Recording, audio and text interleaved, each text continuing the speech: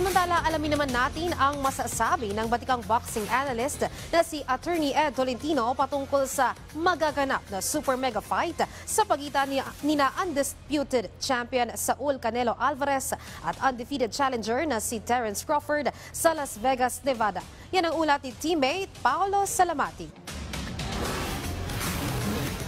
Nakatutok ngayon ang buong boxing community sa buong mundo sa tinaguriang super mega fight sa pagitan ng undisputed super middleweight champion na si Saul Canelo Alvarez ng Mexico at ng undefeated American challenger na si Terence "Bud" Crawford na nakatakdang ganapin sa susunod na linggo sa Allegiant Stadium sa Las Vegas, Nevada. Itinuturing ito bilang pinakamalaking sagupaan mula pa nang magharap sina Manny Pacquiao at Floyd Mayweather Jr. noong 2015. Malaki ang historical significance ng labanang ito sapagkat nakataya ang 4 na korona sa 168-pound division, ang WBC, WBA, WBO at IBF. Kung sakaling manalo si Crawford, magiging undisputed champion siya sa ikatlong weight class, isang napakamalimit na maabot ng isang boksingero. Sa karanasan, lamang si Alvarez na nakalaban na sa maraming big fights, kabilang ang trilogy match kontra kay Gennady Golovkin at mga higanteng fights sa 5 de Mayo. Samantala, ang tanging mega fight ni Crawford ay ang undisputed welterweight clash kontra kay Errol Spence Jr. lamang. Sa naganap na latest episode ng Boxer Shorts ni Attorney Ed Tolentino, ibinahagi nito ang kahalagahan ng laban ng Alvarez at Crawford.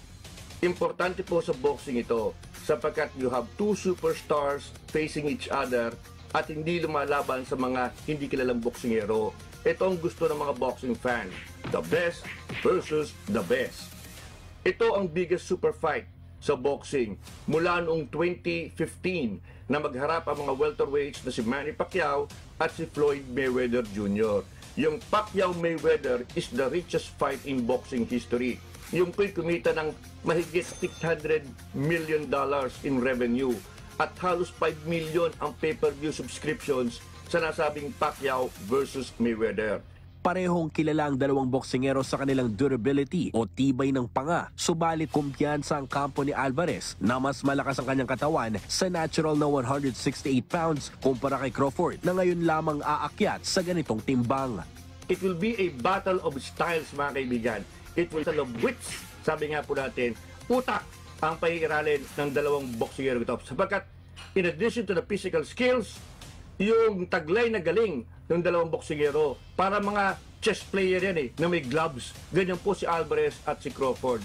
Very interesting fight, mga kaibigan. It will be a tactical fight. It will be an exciting fight. Either way, we hope that the fight delivers.